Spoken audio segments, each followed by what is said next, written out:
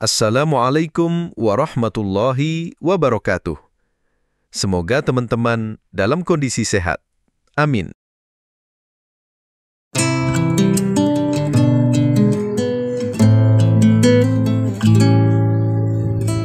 Senja hari, langit tidak begitu cerah, api juga tidak turun hujan. Keadaan begitu tenang dan damai dengan lampu-lampu yang mulai menghiasi setiap rumah. Fania bersama ibunya menghabiskan sore itu di ruang makan, ditemani secangkir teh hangat dan pisang goreng yang masih mengepul asapnya, menebarkan aroma yang menggubah selera. Sambil memakan pisang goreng dan menyeruput teh hangat, mereka berdua mengobrol tentang hari mereka. Tawa kecil dan canda gurau mereka menambah keintiman dan keakraban antara ibu dan anak. Tak lama kemudian, Bularas beranjak berdiri ke dapur. Ia mengambil sesuatu dari panci dan menempatkan ke sebuah mangkok, serta nasi ke sebuah piring. Lalu Bularas membawanya ke meja makan, di depan Fania duduk. Sayang, ini ibu sudah masakin makanan kesukaan kamu. Wah, sup iga. Ibu tahu saja aku ingin makan ini. Aku sayang ibu. Iya, ini dihabiskan ya sayang. Sehabis ini kamu bersih-bersih. Dan jangan lupa sholat ya sayang. Baik, Bu. Suasana di ruang makan sore itu begitu hangat dan damai. Sesekali candaan-candaan ringan dan tawa-tawa kecil terdengar menghiasi suasana di ruang makan tersebut.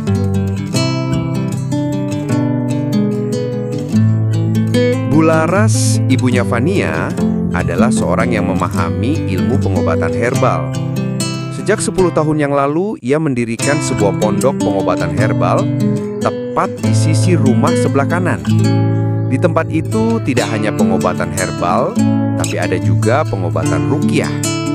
Tidak hanya warga sekitar yang datang, tetapi ada juga dari daerah lain.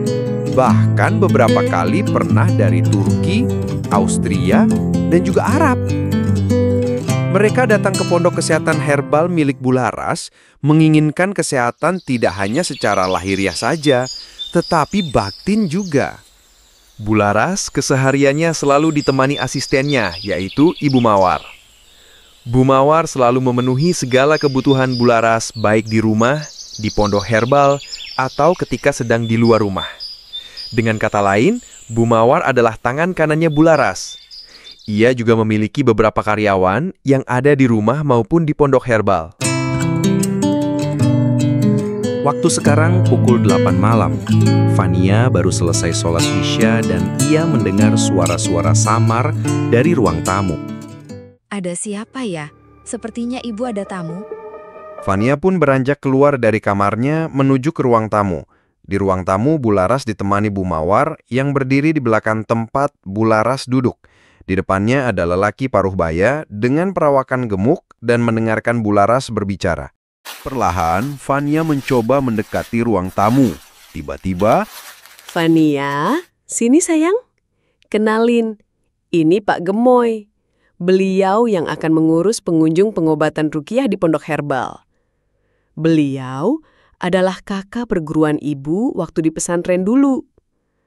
Sudah 2 minggu ini Pak Gemoy membantu ibu.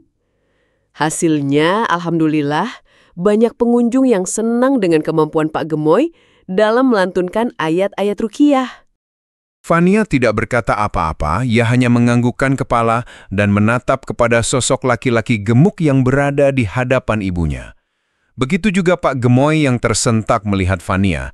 Mata batin Pak Gemoy menerawang Fania yang penuh pancaran keemasan dari jiwa yang murni. Walau Pak Gemoy tidak berkata apa-apa, ia tak hanya mengangguk tapi juga berdiri dan membungkukkan tubuhnya seperti memberi hormat. Keadaan hening sesaat. Oh iya, Pak Gemoy ini ahli di bidang wafak atau rajah. Maaf, saya masih belajar. Dengan suara pelan, Pak Gemoy merendah ketika Bularas berkata tentang rajah. Tetapi Fania pun mengingat akan sesuatu.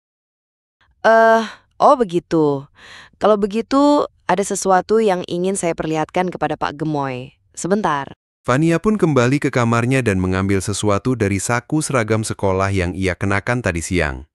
Sesaat kemudian, ia kembali lagi ke ruang tamu dengan membawa secari kertas yang terlipat.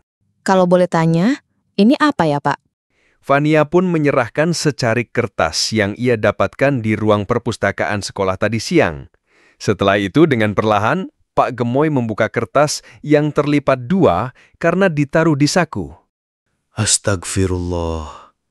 Ini rajah sesat yang dipakai aliran-aliran tertentu dan untuk sebuah tujuan. Ini rajah pengurung arwah yang penasaran. Dan rajah ini sudah dimantra-mantrai. Bularas hanya terdiam saja melihat anaknya. Ia tahu suatu saat hal-hal seperti ini akan lebih sering terjadi, karena ia tahu Fania memang anak yang istimewa. Pak Gemoy menyerahkan kertas mantra tersebut kepada Bularas. Tak lama, Bularas memandangi kertas itu lalu menaruhnya di meja. Maksudnya, Pak? Fania penuh dengan penasaran meminta penjelasan yang lebih mendetil lagi tentang rajah itu. Pak Gemoy tidak langsung menjawab pertanyaan Fania tersebut. Beliau hanya memandangi rajah tersebut, lalu memejamkan matanya. Terlihat Pak Gemoy sedikit bergumam lirih dengan bacaan ayat-ayat suci dan doa permohonan kepada Sang Pencipta, hingga sesaat Pak Gemoy duduk tegap terdiam, hingga tak berselang lama, ia membuka matanya perlahan. Gawat, nak. Rajah ini adalah sebuah segel ditambah dengan mantra-mantra kuno. Dan di dalamnya ada sosok arwah wanita muda yang sengaja disegel. Wanita muda? Apakah ia mengenakan seragam sekolah? Oh, kamu sudah tahu rupanya, nak. Di mana kamu mendapatkan rajah ini? Tadi siang, Pak, di perpustakaan sekolah. Sebelumnya saya sempat bertemu wanita muda dengan mengenakan seragam.